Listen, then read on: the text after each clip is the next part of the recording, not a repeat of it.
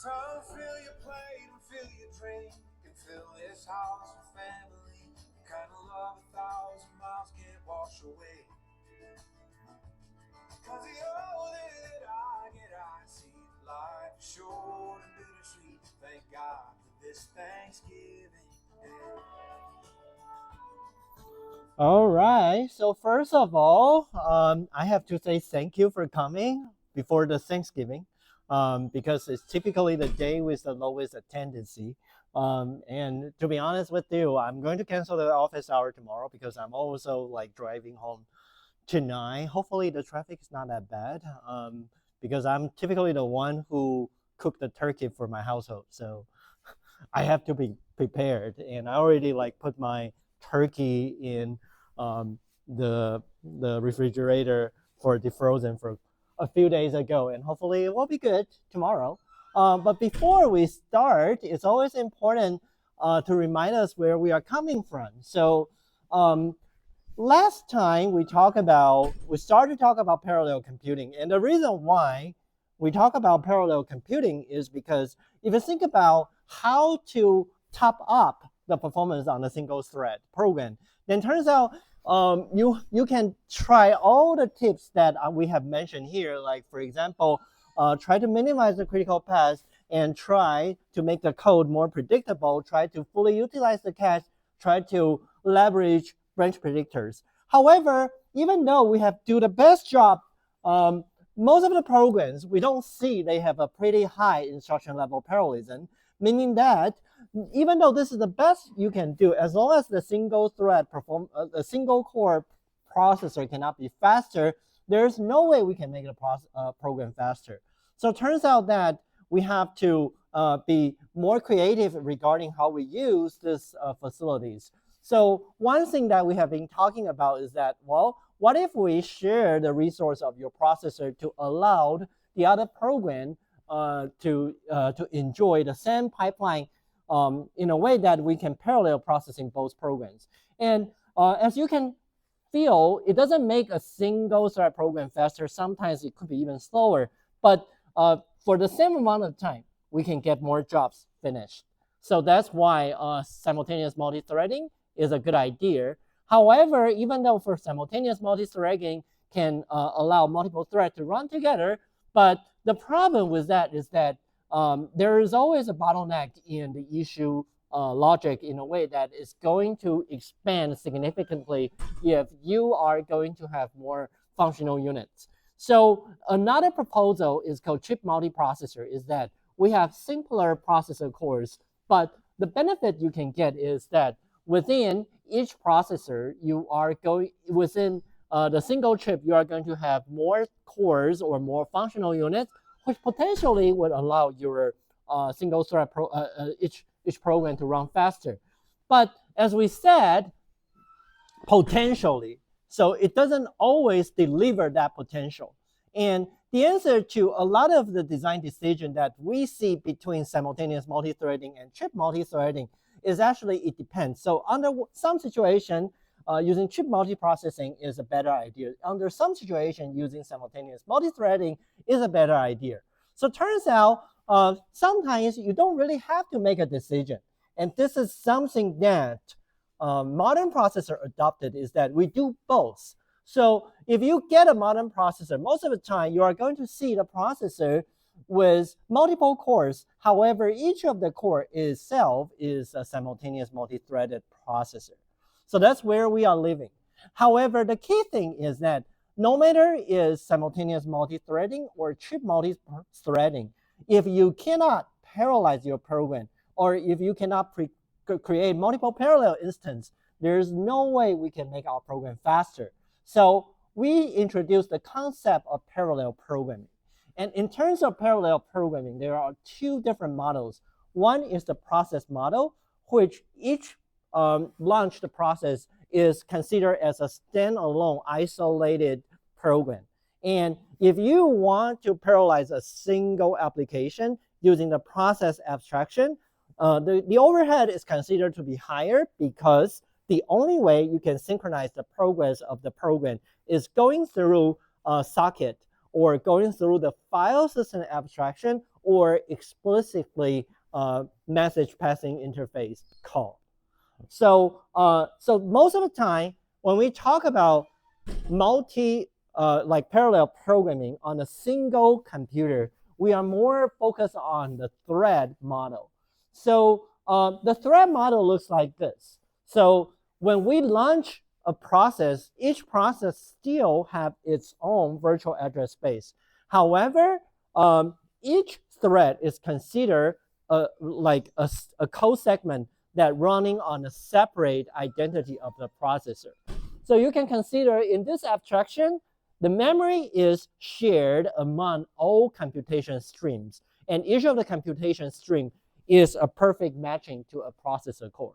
So you can pretty much imagine this is what the software abstraction of multi-thread consider the hardware to be. So you have each of the processor core, which allow us to map each of the processor core with a thread.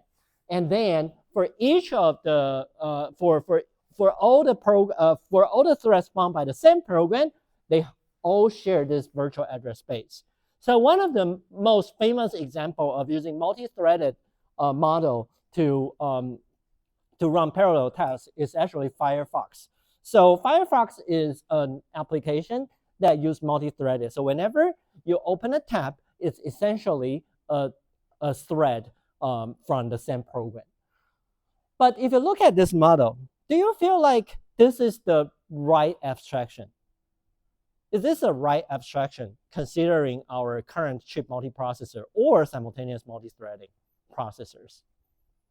Is this the right abstraction? What do you think? Is this the right abstraction? Not really. So what do we neglect or ignore? What's wrong with it?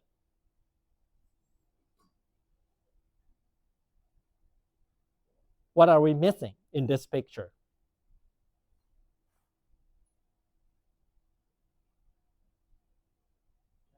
Cache, right? So if you consider the fact in chip multiprocessor, each of the processor core, they have their own identical unique memory hierarchy. And this is something that we completely ignore. So what's wrong with it? So saying that I have a program, and each of the program is trying to accumulate part of the array values. And then what will happen is that, okay, so right now saying that I have the leftmost thread running the first quarter, and the secondmost running the second quarter, the thirdmost running the third quarter, and the last one running the last quarter of the array. And then I would like to aggregate their array values into the sum, right? So let's see if we don't have the right model, what would be wrong? So first of all, right, because in the very beginning, everyone sees the sum is equal to 0. So everyone fetches the value of sum to 0 equal to 0 in their L1 cache. And then I start running the program on each of the thread and saying that now my thread 1 already create a new value of the sum. And I modify the sum, right? And remember, we have a write back cache. So right now, the update value of the sum is only visible in L1 cache of the first thread. So now, others won't get that value, all right? So you can imagine if we run this program, at the end, we are not able to receive the right value, right? So turns out Because of the mismatching between the multi-threading model and the real hardware, computer architects has to be innovative regarding how we fix that problem. So there are two types of models that we propose that we have to support in all multi-core processors. The first one is called coherence protocol, and the other one is called consistency protocol. So the coherency guarantees that all processors would see the same value when the processor needs a value at the same time. So saying that this is saying that right now it's 11 o'clock, second 0. No matter who asks the value of the sum, they would always see the same value. So that's the meaning of coherence protocol. So let me give you a real life example. So like, I don't know how many of you are coherent with the example that I have. Like, but you know, like when I was young, right, my family, like especially my grandmother, she is always worried about where I am. I don't know how many of you have that kind of parents or that kind of grandparents, but whenever you are not at home on time, she would start calling all my friends and asking where I am, right? So what does that mean to this in terms of a coherence protocol? So what does that mean is that, okay, you don't want to worsen the anxiety about from your parents or your family, right? So you want to tell your friends, right? Say, Hugo, right? For example, if 7 o'clock, my parents call me, say I am at the library, right? And okay, and say like, and also ask Kelsey, right? Like, okay, if 7 o'clock, somebody asks me where I am, I'm at the library, right? So at 7 o'clock, no matter who my grandmother calls, they would get the same result. I am at the library at that time. So that's the meaning of coherence protocol. At the same time, you will always get the same answer for the same query. Then what is consistency protocol? You know, sometimes it will be tricky, right? Okay, do you know when is he coming back home? Is he coming back home for dinner? Right? So the consistency is more about an order. So there are several things that may be happening. So we want to have an agreement which one goes first, which one goes later. So that's the meaning of consistency protocol. If you have multiple requests, for example, in memory accesses, who should go first? Who should go later? What's the order of update? That's what the consistency protocol is going to define. So these are two types of protocols that architectural-wise we have to support. So let's take a look of how can we support coherence in a very basic implementation of the protocol. So first of all, this is called snooping protocol. So we define each of the cache line should have 3 different states. So previously, when we talk about cache, we only have 2 states. It's only valid or invalid. But in terms of the context of multiprocessor, we are going to extend the state in a way that we also have a shared state and an inclusive state instead of just a single valid state. And the meaning here is that for the shared state is that every processor can read the same pieces of data in a cache at this moment. And exclusive state, it means that only this particular processor has the right of accessing this particular cache block. So that's the definition of this state. So you can imagine in the past, this is what our cache structure looks like. And with the support of coherence protocol, the very first thing that we need to do is that the state should not be just valid and invalidate. So you need more bits associated with each cache block now. And how this cache block evolving is that initially it's in invalid state. And right now, if I have a read request to request a specific cache block from its own processor, it means that, okay, right now I want to have the right of read. But at this moment, because I am not requesting the write, so it means that other people should also be able to read the same cache block because no one is actually modifying it. So that means that it will be in a shared state. However, if I keep reading it, it should stay in a shared state. But if today I heard somebody is trying to write or update this particular cache block, then it means that the value that I have here might not be valid, right? So then in this case, once I hear there's a signal from the shared channel among all processors, so because I have to hear the signal from other processors, so that's why this protocol is called snooping protocol. And once I hear that signal, then I have to change my own state of this particular cache block to invalid again, because the value here is not trustworthy anymore because somebody else is trying to modify it. But if there is somebody trying to modifying it, they must go from the shared state to exclusive state, because right now it's a time only this particular processor modifying this cache block has the up-to-date value. And so only if somebody else try to have a read request from the same block, then I would first degrade my cache block to the shared state, and in the meantime, I want to write back this value to a lower level memory hierarchy, so other people will be able to get the right value. So this is the basic idea of the snooping protocol.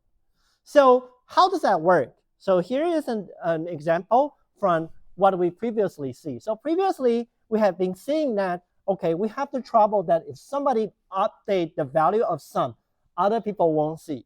So with the snooping protocol, when the leftmost thread wants to modify this sum value, it will broadcast a write miss invalid message to all others. So what other people would do in the meantime is that they would invalid their own cache block. So next time when somebody wants to update this value, I know the value here is not trustworthy. I would have to instead broadcast a message to everyone else saying that, okay, I want to read this block, but somewhat it's a read miss. Is there any of you have the right value? And apparently, thread 1 has the most exclusive state of this cache block.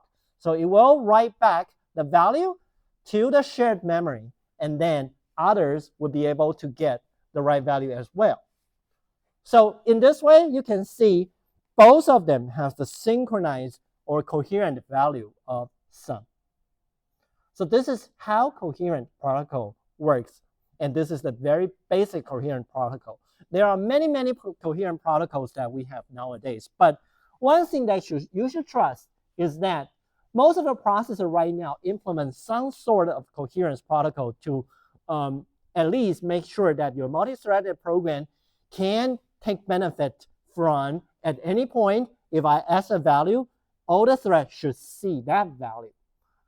So if we take a look at this one, this is a multi-threaded program. So I have a global variable called loop. By global, it means that both functions, the main function and this modified loop, they would see the same variable. They are visible to both. So this variable is visible to both functions. So in this programming example, I try to launch a thread instance of this modified loop through this piece of the code. And here, I also have another. So in this modified loop, what I would do is that I would get a user input to see the value. And if the value is 1, then this program will never finish. Otherwise, it will terminate. Right? So this is the very simple thread model. If your program is coherent, do you agree with that?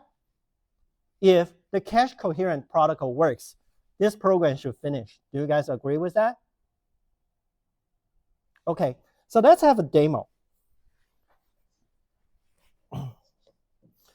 So right now, I'm running this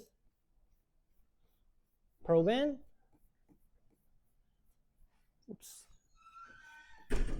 On an Intel processor, which I show here. Is a 14th generation of Intel processor.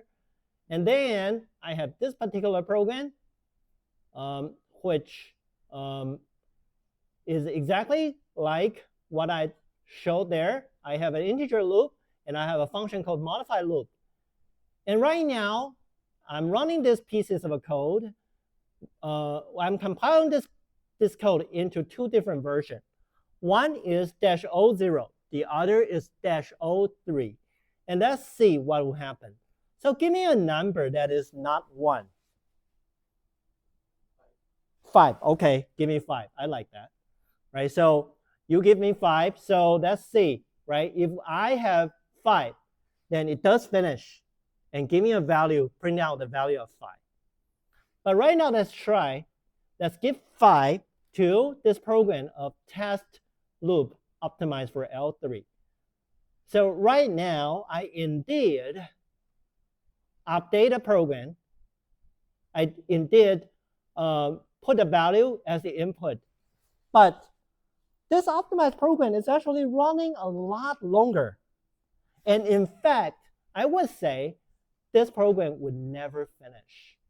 So turns out what I will have to do at this point is I probably have to interrupt it. So what's wrong with it? What's wrong with it? Any idea? Why am I having the trouble? The program becomes an infinite loop if I turn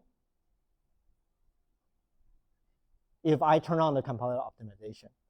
Or does that mean if I turn on the compiler optimization, okay, the coherent protocol is wrong? Which way? What happened here? When you optimize the code, the program doesn't finish. What's wrong with it?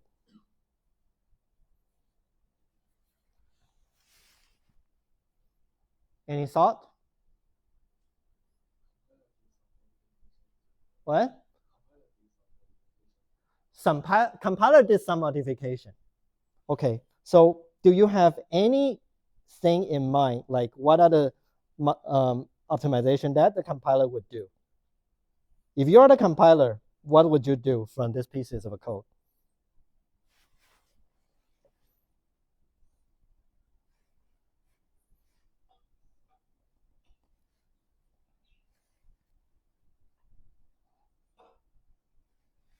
If you're the compiler, what would you do?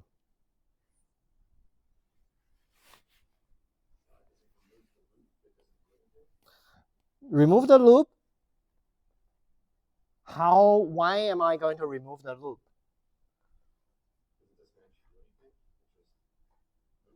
But should I do this? No, I'm just saying.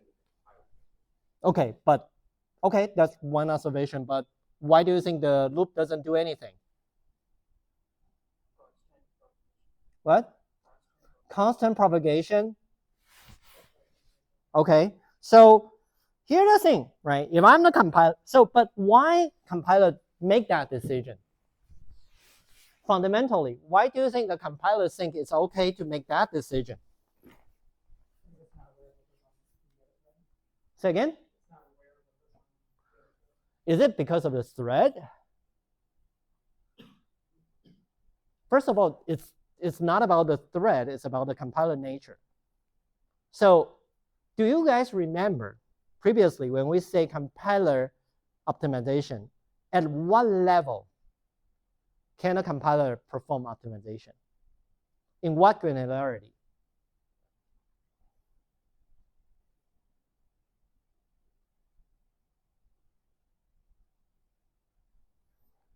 Okay, so when the compiler tries to optimize your code, the compiler, the best it can do is that I am optimizing the program at the function level. And sometimes you might argue, okay, they do function inlining, but that's only if the function itself is invoked in a higher level, in a caller, right? But here, when we do pthread create, it's just a function call that uses the function pointer as the input. It doesn't really call the function itself. So the compiler has no way to consider these two functions together. So if I just observe the code in a main function, do you find anywhere that would modify the loop to be the value other than 1? Right. So one thing that a compiler would do is what? It would just hard code this while loop equal to 1 as while 1. So I want to correct one thing. I cannot completely remove the loop because the purpose here is to create a loop that loops forever if you do constant propagation. If you remove the loop, that means that you are not going to have this infinite loop, right? Although it sounds to us that the programmer should never create an infinite loop for meaningful perspective.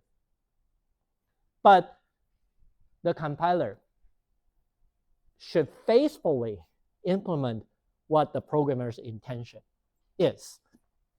From this function itself, if I do constant propagation, I would feel the programmer wants us to create an infinite loop. So I should keep that, right? So it turns out that's why when you optimize the program, because the visibility of the compiler, it only sees this function, it has no way to consider the case that somewhere else may be modifying this global variable. So I just make an infinite loop. So to fix this, right, one thing you could do is that you have to make the variable volatile. So the idea, the declaration word of volatile simply tells the compiler saying that, hey, this variable value is always changing. Don't optimize it. Don't optimize anything that's related to this variable. So as you could imagine, if I could apply this fix, right, then what really would happen is right now, if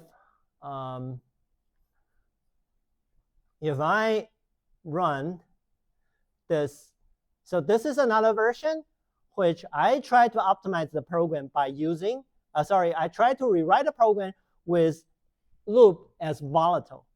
And again, let's try to run this program again, and let's run the same value as you provided with both optimized and unoptimized version.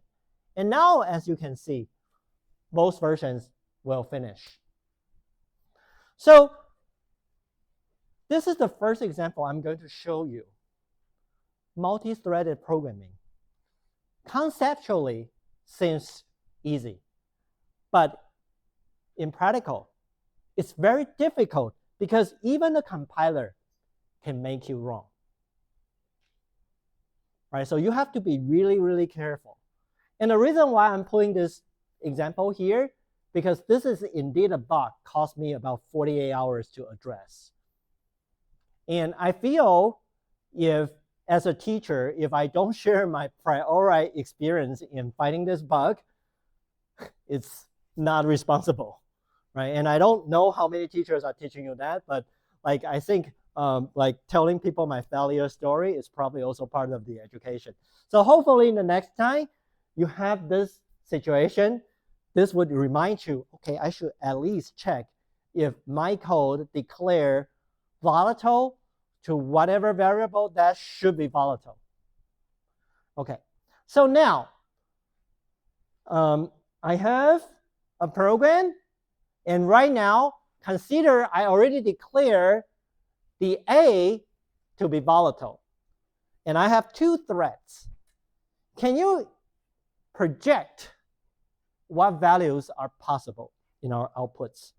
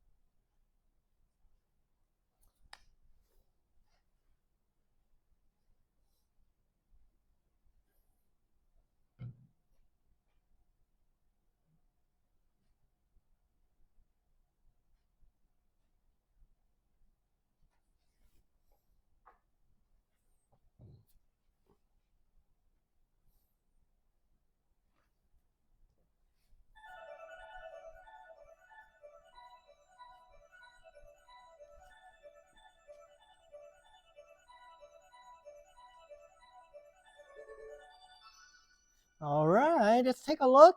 So, well, we see 2 popular answers. Why don't you guys discuss with others what are the 2 extremes, and maybe you will find a different answer.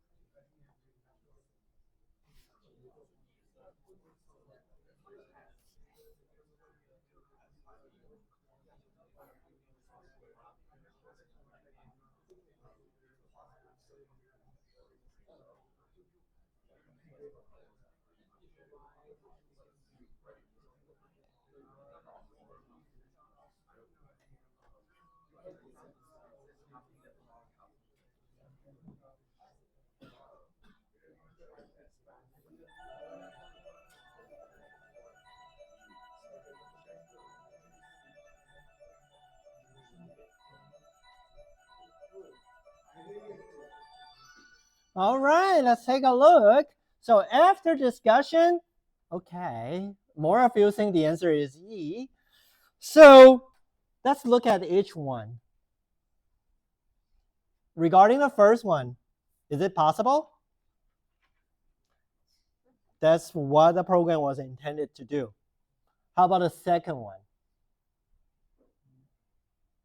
Yes, no?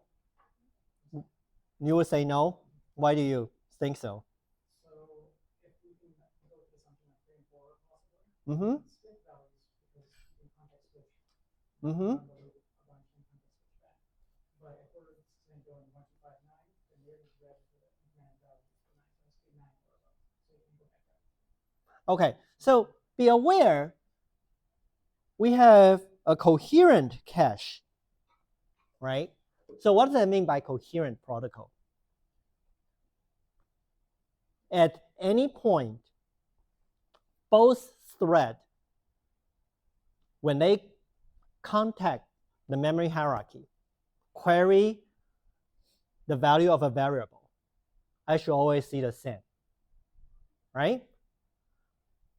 So in these pieces of a code, are we ever seeing the value of A going backward? Yes? No? Right? Because it's monotonically incremental. Right? So the second one is impossible because we would never go back based on the program. So how about the third one? Is it possible? Why is it possible? Nick.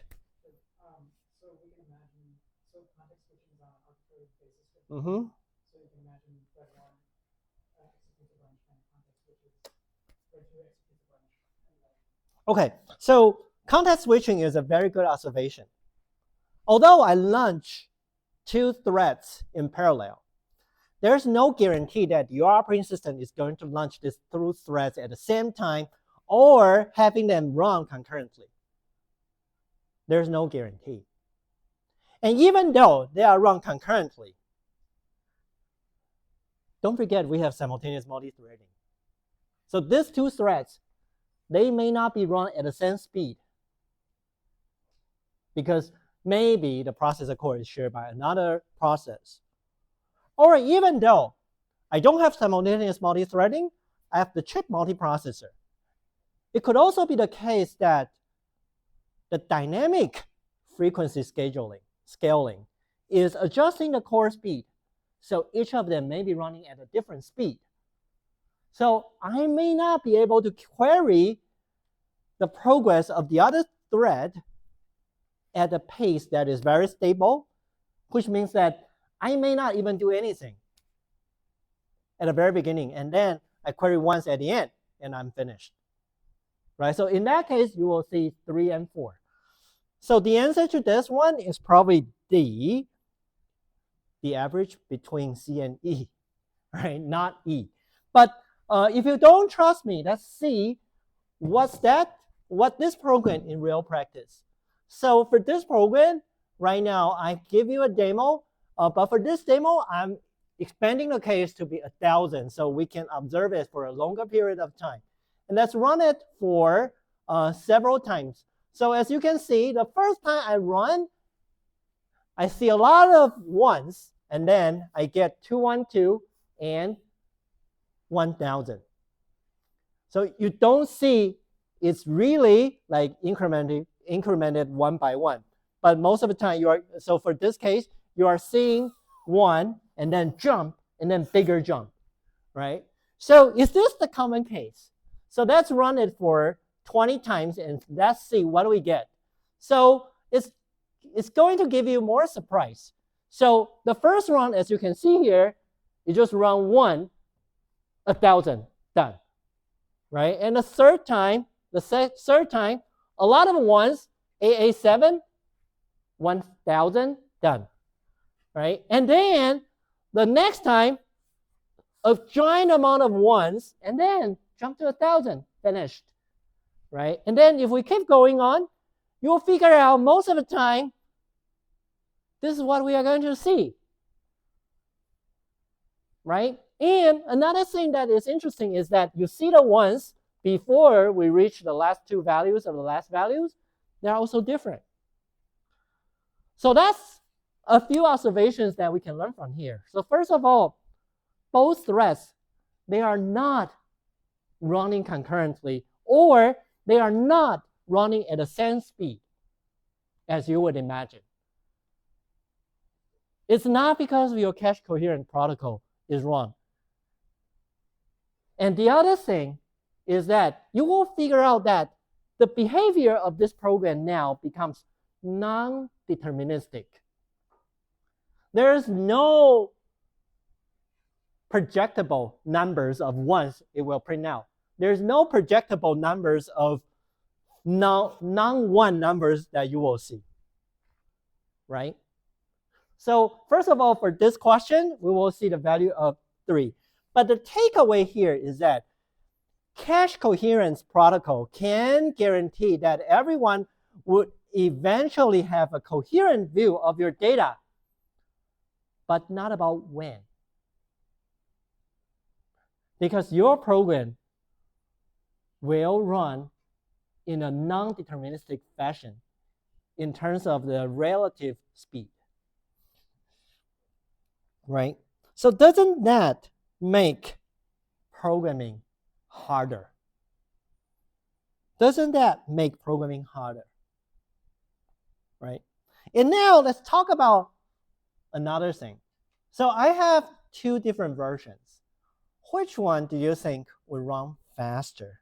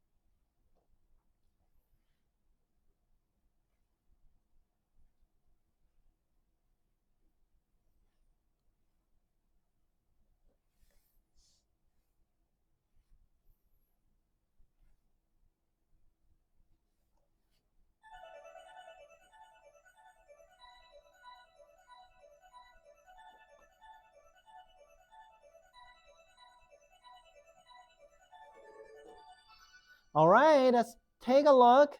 So, okay, most of you think the answer is B. So, okay.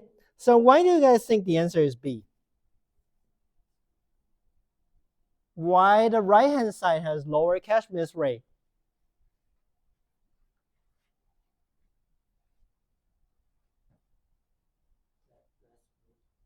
That's what? That's looping?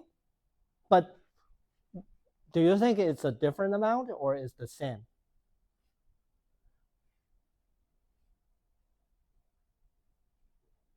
It's the same, right? So, and the other thing is that if it's about the loop iterations, then it's more about instruction count, right? So it's probably not because of that reason. So Nick, do you have other thoughts? In version R, we're allocating memory to each write continuously. Mm-hmm. Okay, so the right-hand side has better spatial locality. But right now, let's imagine if I have pretty good prefetcher,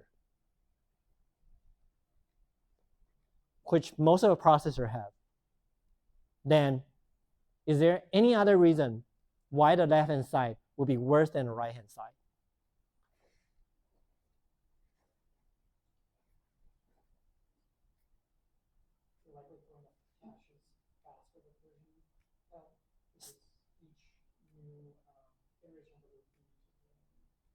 Yeah, but let's say that if I have a pretty good prefetcher, then would that still be the reason why the left-hand side is worse? You're not sure. Okay, so here we want to introduce a new concept. But before we start, it's always a good idea to run the code to show you the difference. So right now, I have just two sides of the code, and I'm going to run them and compare their performance. And as you can see, for the interleaving case, which is the R version, and for the chunking case, which is the interleaving case is the L version, and the chunking case is the R version. So let's see. So first of all, although some of you say instruction count, but here, when we go to the multi-threaded programming, the instruction count may not be that trustworthy sometimes. But one thing that we know for sure is that the execution time, the word clock time, that's trustworthy. So these two versions, they actually have strong, very significant difference in execution time. And the main reason is because of this. So remember, we have the cache coherence protocol. And when we maintain the cache coherence protocol, the granularity of the coherence is maintained in blocks. So what does that mean? Is that saying that I have consecutive data in C. And suppose each thread is going to work on different elements in a C. If I had the code like the L version, which thread 1 modify the multiply of 4 plus 0, and thread 2 modifying the multiply of 4 plus 1, etc., etc., then what will happen is pretty much this. When thread 1 modifying C0, it would invalidate all other blocks. So even though later on, when thread 3 wants to update C2, which is not the same variable, not the same memory location as C0, the previous fetch block become a mess. Did you see that? So this is a new type of cache misses that we are going to introduce. And this cache misses is called coherence miss. So for the coherence miss, simply means that a block becomes invalidated because of the sharing of process among processors. And there are two types of sharing. If both of them are modifying the same variable, then we must have the miss to get the value coherent. However, for the code example that I show you, one is modifying C0, the other is modifying C2. They are not the same memory location, they are not the same variable, but you still create a miss to other threads. And this kind of situation is called false sharing. So, and that's actually another reason why R has better performance as well as better cache miss rate. So cache coherence protocol can create unexpected cache invalidations or misses if you do it wrong. So that's another takeaway here. So now, let's take a look at another multi-threaded program. Can you tell me what would be the expected result?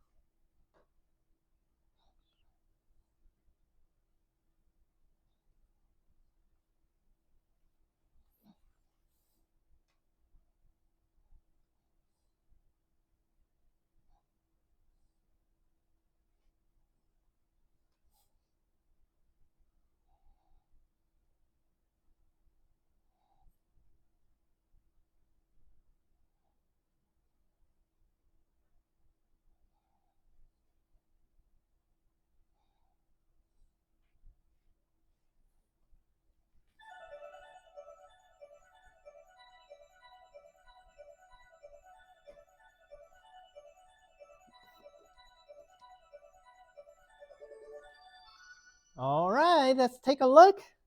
So, okay, in the very beginning, this is a very diverse answer. So why don't you guys discuss with others?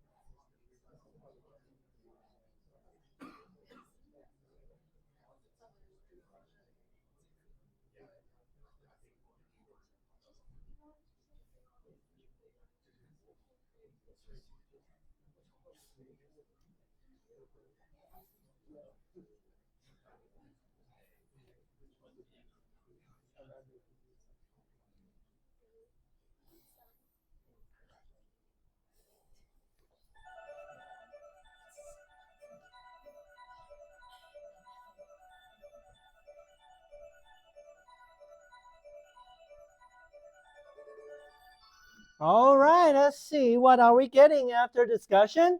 Okay, so we get C as the most popular answer. Sorry, D as the most popular answer, meaning that 3 of them are possible. So after discussion, which one do you think is the most unlikely to happen? Let's pick that number and say it out loud after I count down. 3, 2, 1. Okay, say again. 3, 2, 1. Okay, some of you say 1, some of you say 2. So why do you think 1 is impossible? Can you convince others? Okay, Nick. Because if A, B, X, and Y are on the same cache block, Mm-hmm. then when we execute one of the threads, it's going to invalidate the cache block on the other. So we can't have a scenario where both are zero. Okay, but what if they are not? Then Anything can happen. But considering the case that you have coherent cache, right? Would that happen? If it's coherent, it means that at any moment, I should always see the same value, no matter it's invalid or valid, right? Because the coherent protocol is maintaining those, right? So in that case, do you believe that we are going to see 1? Oh, I heard some of you say 2. What's the reason?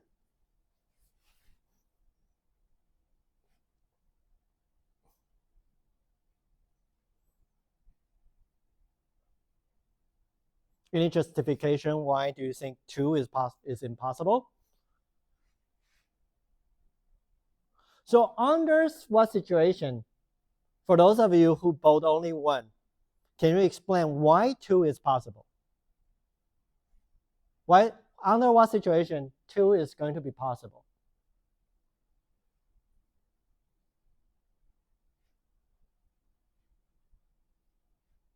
It finishes modify A and then modify B after. So 2 is possible.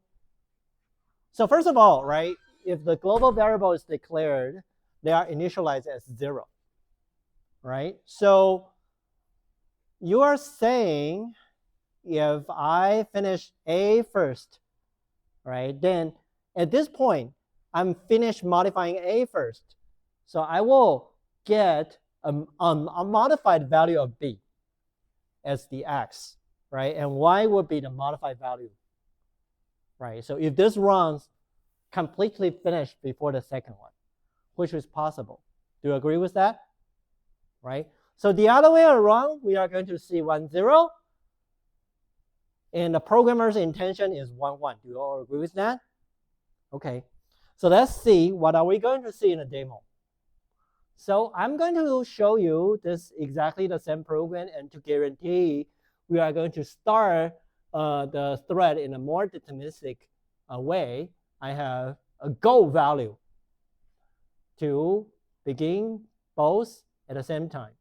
And what I'm going to do is that I'm going to run this for 1,000 instances, and let's see what's going to happen. So first of all, this is one of the demos that I don't know for sure. I'm going to generate the same result all the time. But now I finished running 10,000 instances. What did you see? So here I use the graph. So the first one means that how many lines are we seeing 0, 0 as the output? How many lines?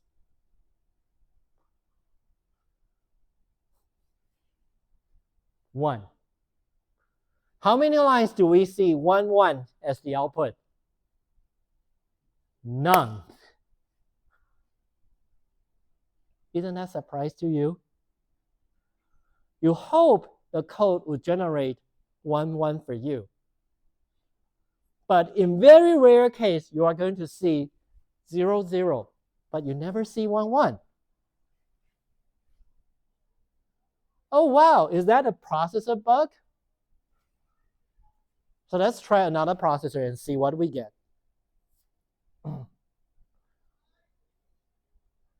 So for this particular AMD processor, let's see what we get. So for this processor, okay, it takes a lot longer time to run it. Is the processor functioning? Hello, hello. Are you okay? Are you still there? Why is it so long? Doesn't make sense. Okay, let me cut it. Interrupt. Okay, here we go. So, okay, right now I interrupted it, so I didn't finish the whole thing, but what do you see? 5 of them are 0, 0. A lot of them are 0, 1, because we create thread A first. So most likely your operating system is going to launch that one first. And then we never see 0, 0, 1, 1 as well. Did that surprise you? But why?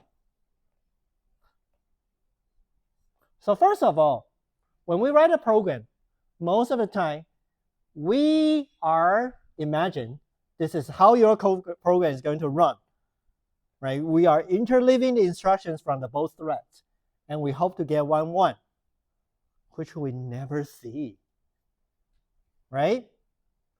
And most likely, this is what the processor would do, or say what the operating system would do.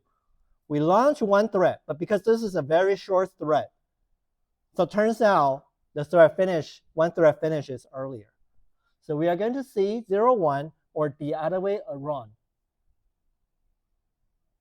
But can some of you imagine, why are we seeing 1, 1?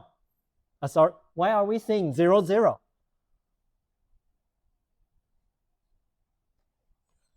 Why are we seeing 0, 0? What? Which thread? Then that's either this one or this one, right? It's either one, right? Then it should be this time, right? And don't forget, it's coherent cache.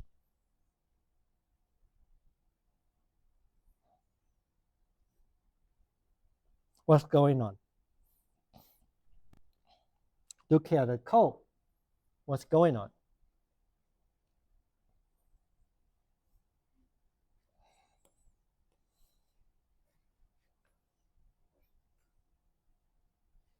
context switching before I think of that. Even though it's context switching, you still have to maintain the coherence of the protocol, the cache, right? What's wrong here?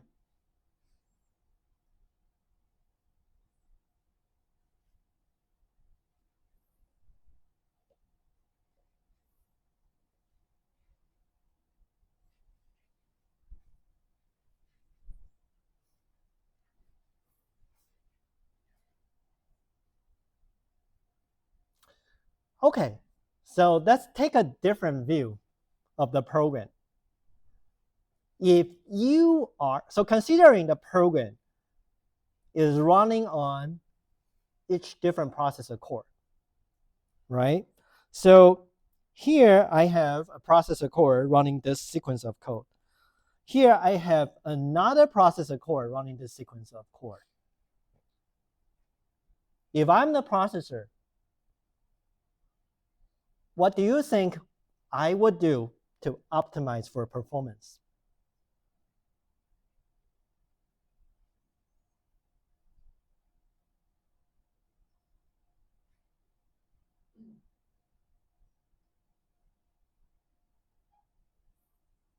Or even if it's compiler, what are the potential things the compiler would do?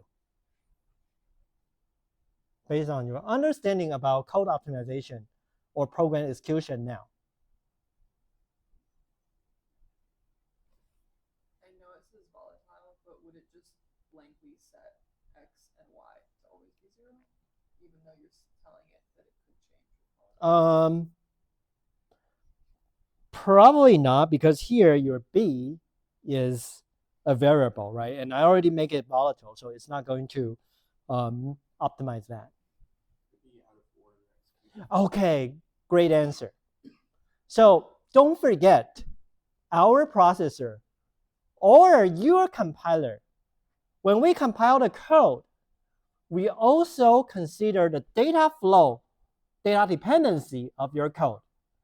So if you take a look of these two statements, are they depending on each other? Are they depending on each other? So what does that mean? They could be run out of order, right? So here's the thing, why we are seeing these many values? Simply because there are so many dynamics that you cannot predict. So for the first one, that for the case of 1, 1, that's our desire.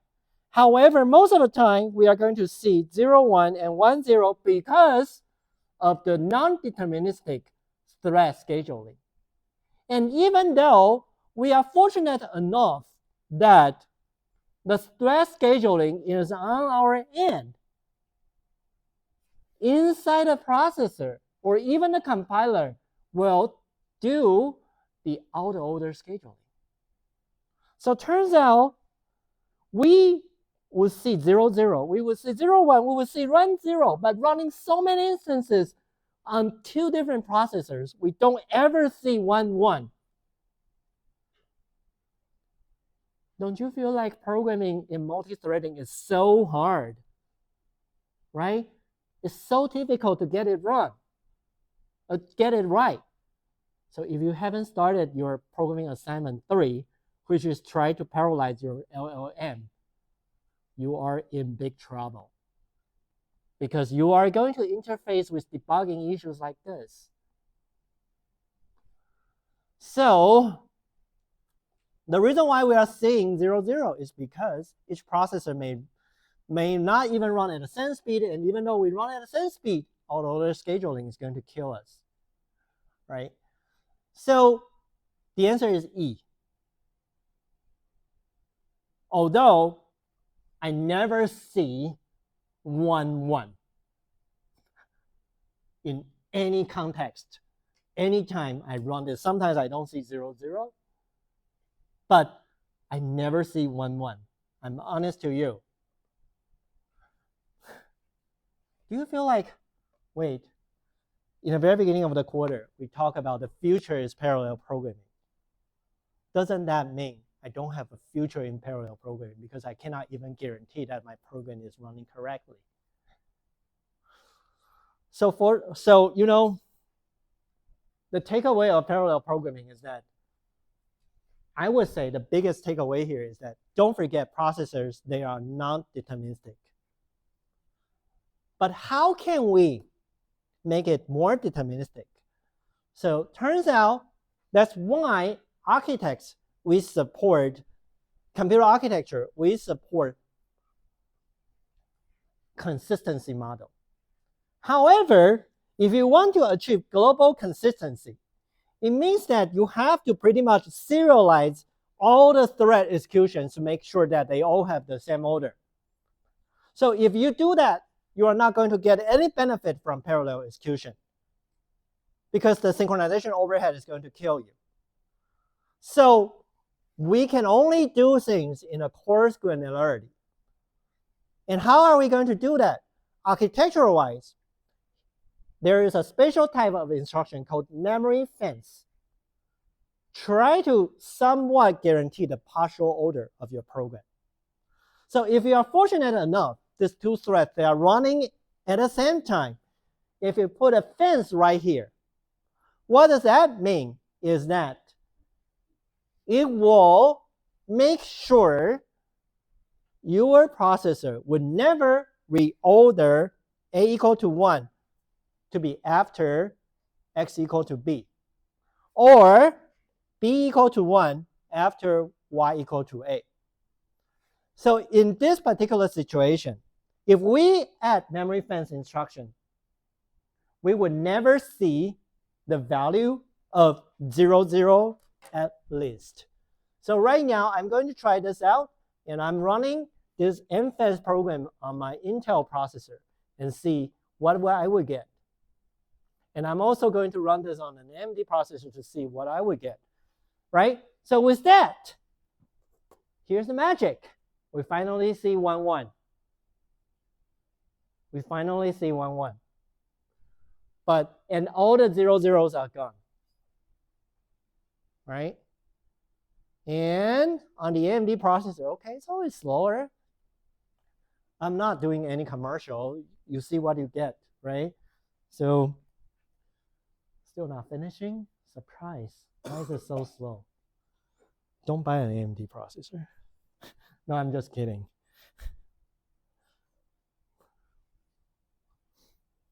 It's a little bit too long. Hello, hello. Are you finishing? Are you finishing? Okay, I cannot wait for you. Okay, here we go. So with the AMD processor right now, okay, again, we don't see 0, 0. But we don't see like 1, 1 either, right? So you can say like it's more challenging to get this program running correctly on an AMD processor. But the thing is that implementing what you like to do with parallel programming is so hard. So parallel programming is very difficult. But you know, like we like parallelism because that's the only way we can get performance now. And so far we have introduced two concepts in terms of parallelism. One is instruction level parallelism through dynamic scheduling to make sure that we can execute a program in a way that multiple instructions that are not depending on each other, they can execute in parallel. And we also talk about we have multiple threads from the same program running concurrently. So I'm going to introduce another programming model, which is called data level parallelism. So we all agree that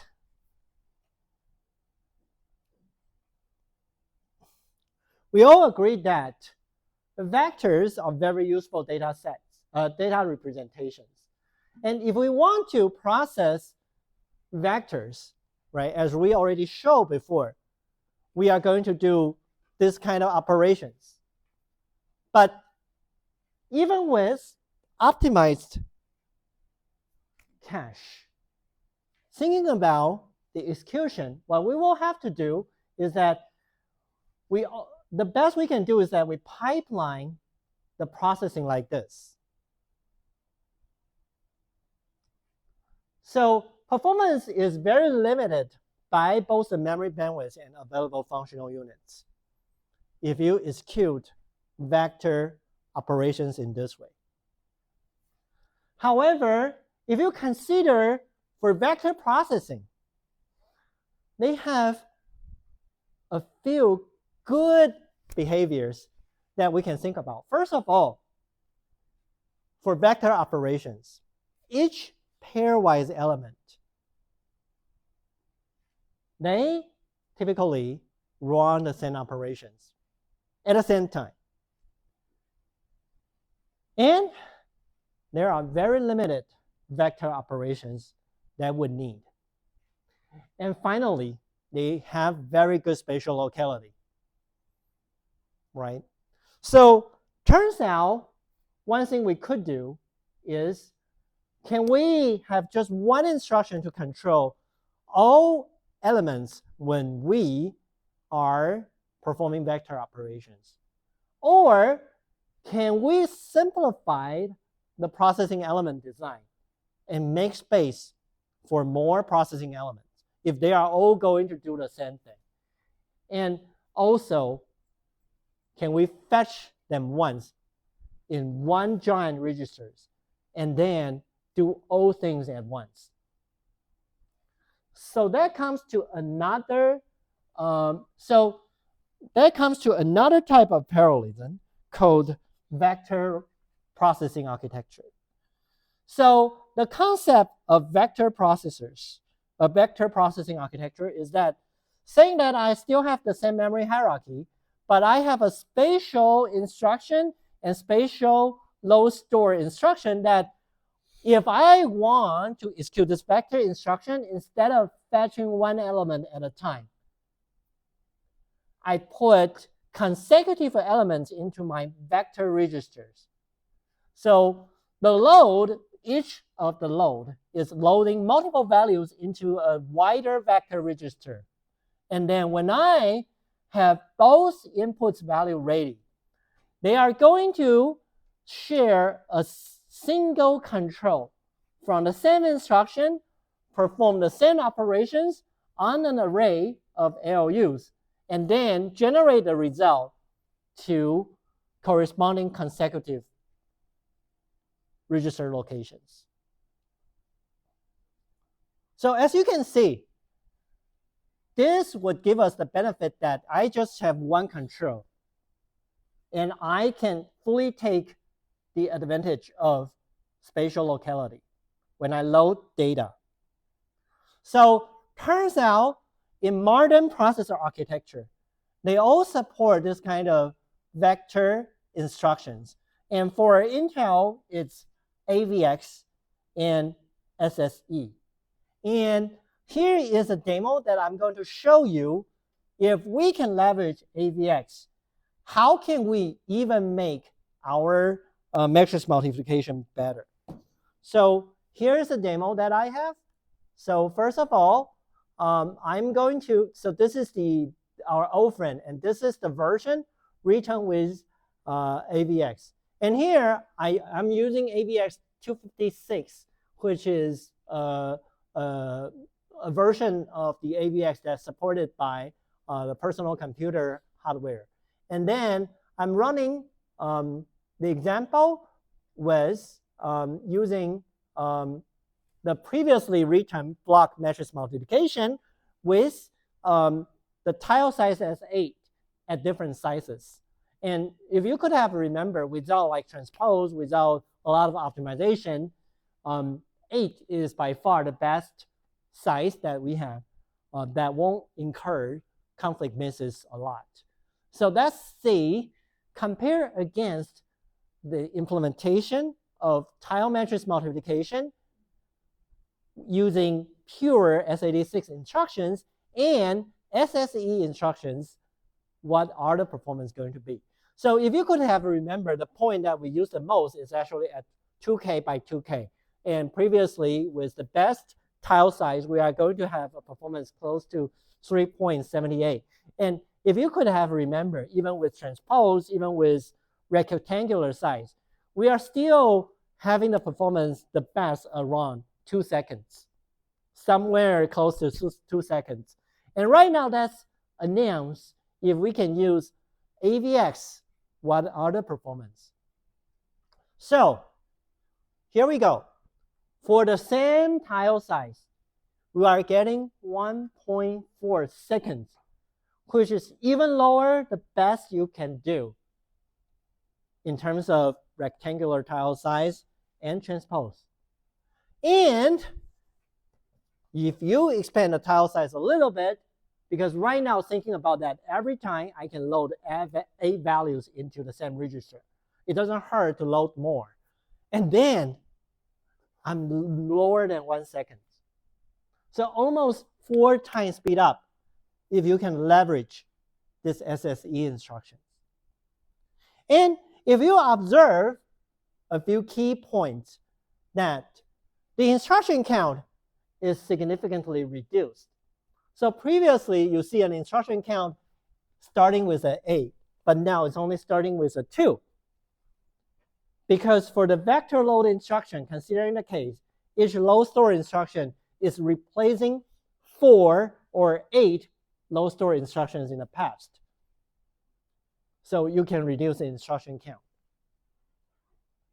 right? So you can pretty much imagine if I have vector instructions to help me, then I can have fewer dynamic instruction count. So you already have one thing winning in your performance equation. And however, because each instruction is right now working on more elements at the same time, and sometimes it takes longer for them to synchronize, so may not be the same CPI or even worse. However, the cache miss rate may not be too different as well, because you are still accessing the same, you are still exploring the same spatial locality, right? And it doesn't really help to improve the instruction level parallelism, because in fact you have fewer instructions, and also the amount of AVX units are typically fewer than the integer unit. So you can see for this kind of spatialized instructions, the biggest benefit you are going to see is the reduction in dynamic instruction count, and this kind of execution model, right? So this kind of new parallel model, execution model, is called data level parallelism, meaning that we can perform the same operation on multiple data elements in parallel. Sometimes people also call this SIMD parallelism. Single instruction string, multiple data. So right now, you can imagine each of the processor is exploiting 3 different types of parallelism. The earliest one we talk about is instruction level parallelism. We have showing out-of-order execution pipelining. Superscalar can help us on that. The second type, data level parallelism. Within each instruction, I can parallel the execution of multiple data streams using the same instruction. That's the vector case that I show you here. And the third case is the thread level parallelism, which I try to parallelize the computation from the same program by spawning different threads. And in your programming assignment, we are going to teach you use OpenMP for the data level parallelism to parallelize and optimize your code. So that would be something that you can try out during this Thanksgiving. So before you heading out for your holiday season, the first one, Thanksgiving, don't forget we have the last reading quiz due next Tuesday.